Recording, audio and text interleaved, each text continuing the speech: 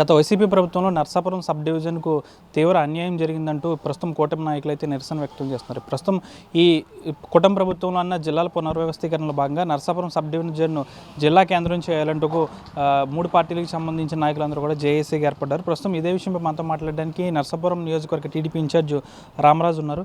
Sir నమస్తే sir. మరొకసారి జిల్లా కేంద్రం చేయాలంటూ మీరు నిరసన కార్యక్రమాలు చేపడుతున్నారు. ఎంతవరకు సాధ్యమవుతుంది? మీరు మీ అధినేతలను ఎవరినైనా కలిసారు? మేము నర్సాపురం జిల్లా హెడ్ క్వార్టర్ అవ్వాలనేది నర్సాపురం నియోజకవర్గ ప్రజలందరి యొక్క కోరిక. అది నర్సాపురం బ్రిటిష్ వాళ్ళ టైం కాడి నుంచి డచ్ వార్ టైంలో నుంచి వాణిజ్య కేంద్రంగా ఒక డివిజన్ హెడ్ క్వార్టర్గా ఇక్కడ ఎంతో అభివృద్ధి చెందింది.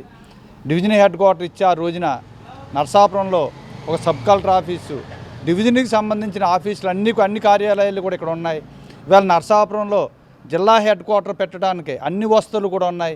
ఇక్కడ ప్రజలు కూడా ల్యాండ్ కూడా ఎంత ల్యాండ్ కావాలంటే అంత ల్యాండ్ ఇవ్వడానికి కూడా చాలామంది ఇక్కడ ప్రజలు ముందుకు వస్తూ ఉన్నారు.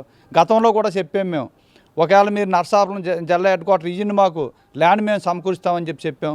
ఇవాళ కూడా హెడ్ క్వార్టర్ ఇస్తే దానికి సంబంధించిన ల్యాండ్ అంతా కూడా మేము సమకూర్చడానికి సిద్ధంగా ఉన్నాం. నర్సాపురం ప్రజలు అన్ని రకాలుగానే నష్టపోయారు.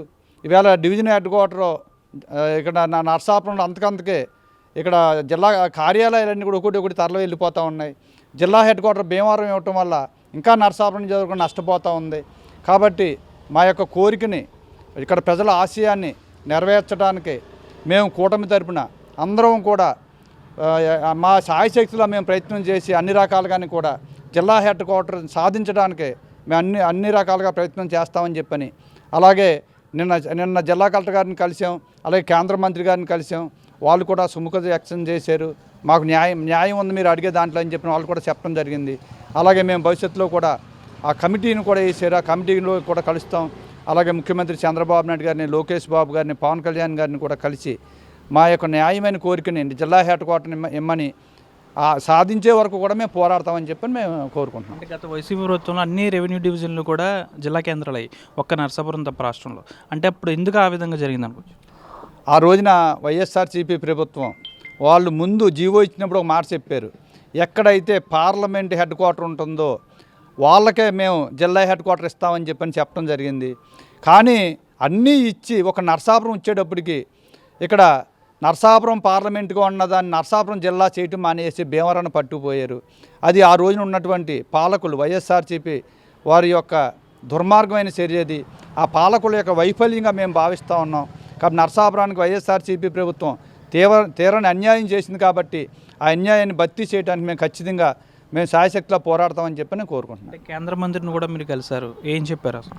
కేంద్ర మంత్రి గారు కూడా నర్సాపురానికి పూర్వం నుంచి ఎంతో ప్రసిద్ధి ఉంది, ఖచ్చితంగా మీరు అడిగే దాంట్లో న్యాయం ఉంది, మీరు న్యాయం తరపున మీరు పోరాడుతున్నారు. కాబట్టి నాకు కూడా నేను ఎక్కడికి రమ్మన్నా అక్కడికి వచ్చి మీకు మద్దతుగా అలాగే జిల్లా హెడ్ క్వార్టర్ నర్సాపురానికి ఇవ్వడం న్యాయం అని చెప్పని నేను కూడా చెబుతానని చెప్పని మాకు మాట ఇవ్వడం జరిగింది. అలాగే ఆయన చెప్పినందుకు, ఆయన మాట ఇచ్చినందుకు మేము నర్సాపురం ప్రజలందరం కూడా ఆయన తరపున ధన్యవాదాలు తెలియజేస్తూ ఉన్నాం. మీ అధినేతను కూడా కలిసే అవకాశం ఏమైనా ఉందండి? ఖచ్చితంగా మా అధినేతను కూడా కలుస్తాం. మా అధినేత దగ్గర కూడా మా న్యాయాన్ని కోరుకుని అడుగుతాం. ఆయన కూడా ఇలాంటి సమస్యలు ఉంటే పరిష్కరిస్తామని చెప్పారు. ఖచ్చితంగా మా నాయకుల దృష్టి కూడా మేము ఈ పోరాటాన్ని తీసుకెళ్తాం. గత వైసీపీ పాలనలో ఉన్న నాయకుల వైఫల్యం కారణంగానే నర్సాపురం జిల్లా కేంద్రం అవ్వాల్సింది భీమవరం తరలిపోయిందని, ఇప్పటికైనా కూటమి ప్రభుత్వంలో తప్పనిసరిగా నర్సాపురాన్ని జిల్లా కేంద్రం చేసే విధంగా మేము కృషి చేస్తాము. దీనికి సంబంధించి అధినాయకులను కూడా కలిసే అవకాశం కూడా ఉంది. త్వరలోనే నర్సాపురం నియోజకవర్గ ప్రజలందరూ కూడా శుభవార్త వింటారంటూ రామరాజు చెప్తున్నారు. వీడియో జర్నలిస్ట్ శేఖర్తో మన ఆర్టీవీ నర్సాపురం నుంచి. For latest updates on India-Pakistan tensions, download RTV Live app.